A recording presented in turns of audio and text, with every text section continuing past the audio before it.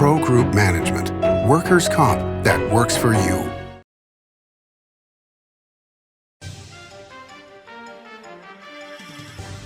Welcome to Nevada Newsmakers on the broadcast today. Part one of a terrific interview with Roberta Lange, the state senator from District 7. She's here for 2 shows on an all-new Nevada Newsmakers. Located in the heart of Carson City, the Bank Saloon, a historic watering hole with a modern feel. With a variety of classic cocktails, featuring Nevada spirits, space for private events, conferences, and an incredible atmosphere. The Bank Saloon offers a great location to work and play. Come visit us. Located at the corner of 5th and Carson. We'll save you a drink. Serving Our Kids Foundation's mission is to serve homeless, at-risk, and food insecure children in grades K through 8 throughout Southern Nevada. During the pandemic, Serving Our Kids has seen a 42% increase in the number of children served, providing more than 4,500 meals to kids in over 100 schools weekly. Serving Our Kids is powered by community support and volunteers. To learn how you can help, visit servingourkids.org.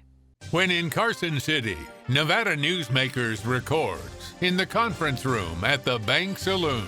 Coverage of the 2021 Nevada legislative session is brought to you by Pro Group Management, workers' comp that works for you. Ahern Rentals is ready for your next project. Liberty Dental Plan, making members shine one smile at a time. And Southwest Specialties, creative, distinctive, beautiful. This is Nevada Newsmakers with host Sam Shad, a no-holds-barred political forum.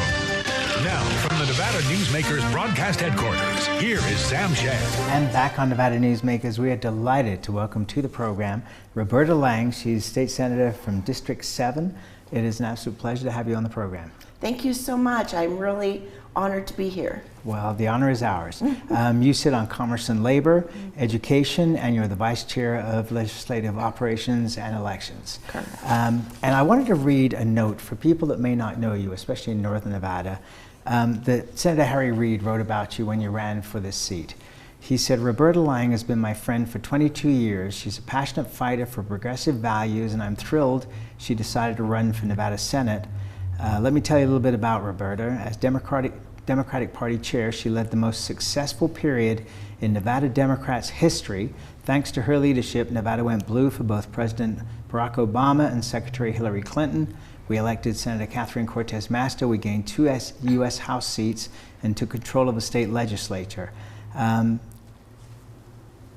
Harry Amazing. Reid. Yes, well, but what's amazing is that after this incredible career you had, you decided to get into the state Senate. Why? You know what, it is, I think there's a picture that sits behind my desk, and it's a picture of a state senator. His name is Bill Smitherman, and when I lived in the state of Washington and I was a teacher, I was honored to be asked to be a lobbyist for the teachers union, and I lobbied this senator. And I remember one day asking him, do you think I could sit at your desk and get a picture with you?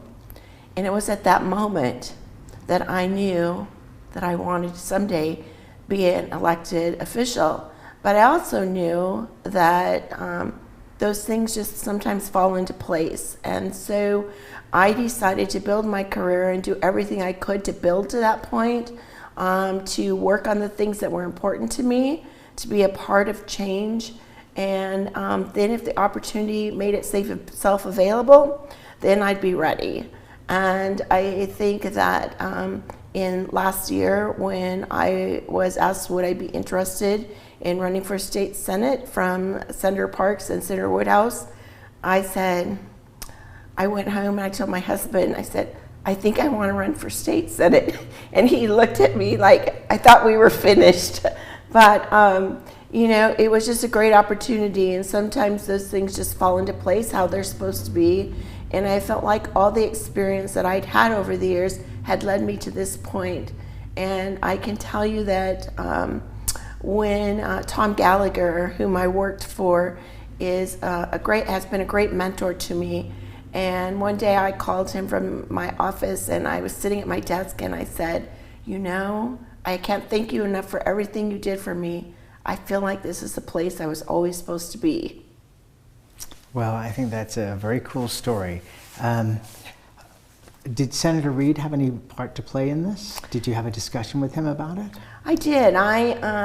I called him when I first decided to run, and he said, you will be so great, and they really need you. And he and I would talk from time to time during my campaign, and I always felt, you know, he has also been a great mentor to me. I worked for him in 1998 when he ran for Senate. I worked when there was the recount. And even though over the years we didn't see each other a lot, when we did, it was very meaningful to me. And he was a great person to watch about how he handled himself in different situations, what it was like to be an elected official. There's so many elements to it other than just sitting at the desk and making laws. And after I won, we talked right away, and I said, you know, it's not over yet. We probably have a week left of counting, and we went through that week, as you know. Right. You know, we didn't know how it was going to turn out, but when things started to turn and I started picking up votes every day, we felt very confident that I would be successful. But we always knew that it would be close. So he was right by my side all the way, and just the other day, his son and I talked, and he said, my dad wants you to call. Which one? Leaf. Leaf, okay. Yeah. So, I mean, it's, you don't, I think you don't have to talk to someone every day to be close to them and have them make an impact on your life. When we talk, it's very meaningful. It's not for long. As you know, he's not known for his long conversations. But, you know, he and his family are a very important part of my life. Well, I've been interviewing Senator Reed since 1990, and I share the same thoughts as you do with him. The conversations may not be long, but they are very meaningful. Let's take a break. We'll come back and we'll talk about issues. But I just wanted a little background so people understood, you know, what an amazing career you've had so far and continuing. Thank you. We'll be right back.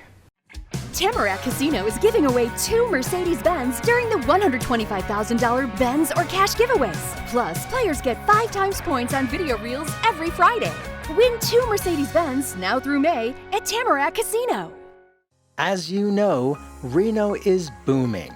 Toll's development company is helping it grow with insightful design and development, building community with every project, adding beauty, adding excitement, emphasizing our shared humanity. Reno is becoming bigger. Toll's development is helping it become better, more livable, more enjoyable. To learn more, go to tollsdevelopment.com. tollsdevelopment.com. Serving Our Kids Foundation's mission is to serve homeless, at-risk, and food insecure children in grades K through 8 throughout Southern Nevada. During the pandemic, Serving Our Kids has seen a 42% increase in the number of children served, providing more than 4,500 meals to kids in over 100 schools weekly. Serving Our Kids is powered by community support and volunteers. To learn how you can help, visit servingourkids.org. Tamarack Casino is giving away 2 Mercedes-Benz during the $125,000 Benz or cash giveaways. Plus, players get 5 times points on video reels every Friday.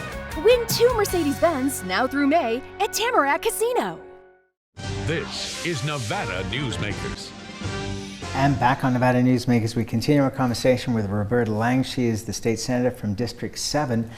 So the governor, as we're taping this, announced yesterday that everything's going to be open again, social distancing gone, everything except the masks by June 1st, essentially. But lots of things will go back to the counties at the beginning of May. Your thoughts on this and how this pertains to the legislative building where things are still in a lot of lockdown? Yeah, I'm excited about it. I'm a little bit nervous. We see what happened in France. I mean, they're in another lockdown again, and they're saying Las Vegas, where I'm from, is in a hot spot. So it's a little bit troublesome. I'm happy that we've gotten to the point where it's going to go back to the counties, and the counties are going to do what's best for them. Because I think at this point, lots of people have had vaccinations. They're available to anybody that wants them, I think over 16. And so as people even more get vaccinations and we continue the safety measures, and I think that's what's so important, we have to continue to be safe. Because if we don't continue to be safe, we have the opportunity, because we are a tourist destination, to end up back where we were before. So it's really important that people continue to wear their mask. I wear my mask all the time.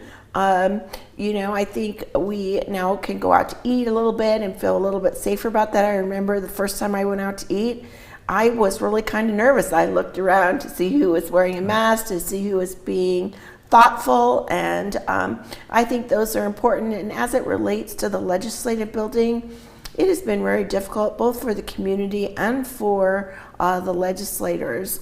We are used to talking to people all the time, and we actually spent most of the day in our office doing Zoom calls, Zoom committee meetings, Zoom everything. And I would take, at 2 o'clock, I would go out on the second floor and take laps around the building just to get a little bit exercise, because we did sit at our desk all the time. I can tell you that the metal detector is in. The scan thing for your luggage or your purse or briefcase, whatever you might bring in, is in. Each person will get to have one guest a day. People have already called me to get on my calendar. Once you're in the building, you can be in the building. Okay, but does that concern you that, that you are so restricted, one person a day? I mean, it seems a lot. No, it doesn't. I mean, it seems very little. It seems a lot of oversight as to, but when you add up all the legislators in the building and everyone has in one person, that's a big jump from 0 to there. I think they want to see how that goes, and if it goes okay and we are okay, and they'll have a place they're going to take temperatures. They'll have every week we would get COVID tested ever since the legislature began. Once you had your second vaccine, you had to get a COVID test 2 weeks after that, and then no more. So we've been very safe, and so it's kind of like our bubble, and now our bubble is going to have other people in the bubble. And so they're being really methodical about it, very safe about it. People will be able to come in the committee room and listen to the committee hearings. Yesterday in Ledge Ops, we had our first committee hearing in the committee room. There's plexiglass in between each seat up on the dais. The seats are spread out, socially distanced, so that it's safe for everyone that's going to be in there. As complicated as it was, we found Zoom to be amazing. Not that we want to do it forever, only Zoom, but people that didn't have an opportunity to get to the Capitol to testify in committee hearings, or people that didn't have an opportunity to get to the Grant Sawyer building, could now Zoom in and talk at committee meetings and give testimony. People that had never done it before. Okay, but let me ask you this, because I was stunned a couple of weeks ago when there was testimony being given on the bill that's essentially trying to get rid of natural gas in the state in a very short period of time. The head of NV Energy and the head of Southwest Gas were only allotted 2 minutes each to give their testimony. That seemed like an insult to two of the state's business leaders that should have way more input into this discussion than 2 minutes apiece. It seems like the legislature, and whether it's the LCB or leadership, has taken so much control that it's not allowing other people's voices to really be heard, even though the opportunity is there, but it's so limited. So the committee hearings are up to the chair of that committee and the committee managers, and they work together on how their committees are going to be handled. I know in my committees, where we were doing 3 minutes a person for 30 minutes, and then we do yes and no and neutral. If it's a committee hearing where we know we're not going to have a lot of people come in, we may expand that, but there were so many people that would call in. We wanted to make sure we had enough time for as many people as possible. Additionally, people still had the opportunity to write their testimony down and send it in. So even though those people may have thought that it was an insult to get 2 minutes, the same as everybody else, they still had the opportunity to send in their testimony. It would be a part of the record that anyone could see. So they could expand that, but in a different way. Okay, and let me make the point here that they didn't say it was an insult. I said it was. Just because, it would be like if Senator Reid showed up and they said, well, you got a minute. I mean, it would be an insult to have somebody of that caliber. And I would say the process isn't perfect. We try to make it better as we go along. It's the first time we've done it, and things are rarely perfect the first time, and I hope that we can improve upon that. We, just like you are giving me information, that information will go back and it'll be shared. I think other people give information, and hopefully we can continue to get it better. But we are going to continue to do Zoom in with our in-person conference meetings, because we think that that's an important element to get more people involved in the committee hearings. All right, let's take another break. We'll come back and we'll get into more issues here right after this timeout. Hi, I'm Renee Summerhour, digital news anchor here at 7 at 7. Watch our streaming nonstop newscast immediately with your mobile phone. 7 at 7 is the new way for you to get every bit of local news you need in just 7 minutes. Breaking news, local neighborhood news, weather, and sports are just a click away. Reporters bring you all of what's happening in the Valley. From Roku, Amazon Fire, Apple TV, YouTube, and more. Get every bit of local news you need from the RJ and LVRJ.com. The Do It Right guys at Nevada Heating have one mission. Your furnace breaks down today, we fix it today. Why freeze for days while your furnace is down when Nevada Heating can get the job done today and you can get warm again? For nearly 50 years, locally owned Nevada Heating has been getting the job done right. Call today at 323-5585 and we'll fix it today. That's 323-5585 or online at nevadaheating.com. Southwest Specialties has been making the homes and businesses of Nevada beautiful for more than 20 years. Their experienced designers and craftsmen create the walkways, backyards, water features, and a variety of outdoor cooking areas that add curb appeal and value to your investment. Call today or visit them at their website and see how they can make your outdoor spaces special. Southwest Specialties, creative, distinctive, beautiful. One of the most psychologically damaging things parents can do to children in divorce is disparage one another, which is why I can't believe I even have to make this commercial. Half of your kids' genetics come from this person you're spewing hate about. Your children have the right to love you both, but more than that, they deserve to love themselves. Marilyn York might be a men's rights divorce attorney, but this is for every selfish parent. Shut up!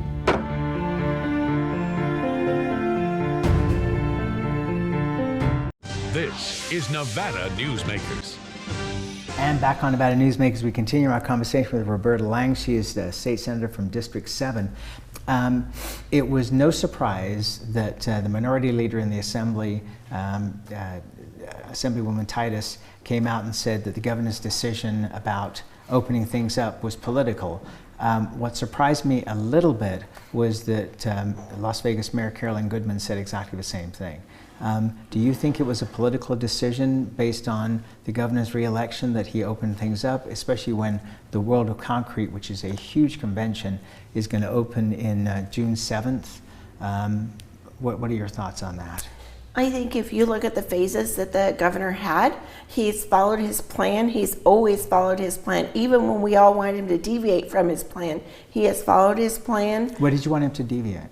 Well, it's not that I want him to deviate. There were people that, even the mayor of Las Vegas wanted him to open up a lot sooner. And he stuck to his plan that we needed to get a lot of people vaccinated to try to get to herd immunity, to give us the best opportunity to not have to go back into lockdown again. And I think that he has orchestrated his plan. We have people vaccinated. We are at a better place than we were a little over a year ago. And it was the right time to begin to make changes. And some people will say he's gone too slow. Some people say he should have gone done this sooner or that sooner, or How do you feel? Everybody has an idea. He's the governor of our state. I think he has done the right thing. Sure.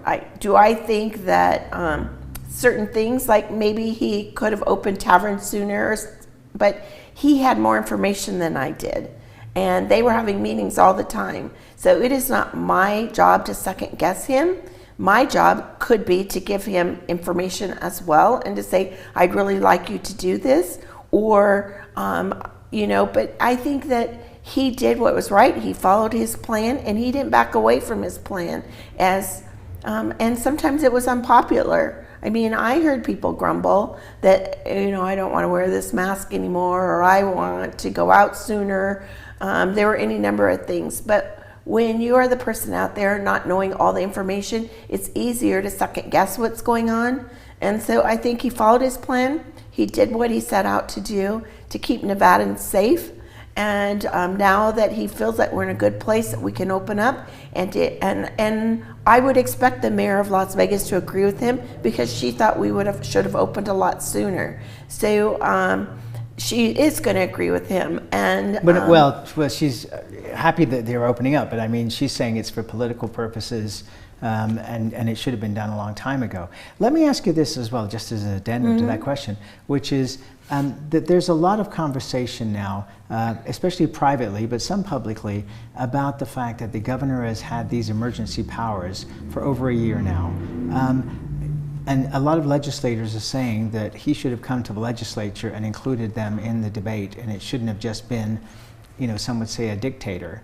Rather than the governor, that the legislature should have been involved.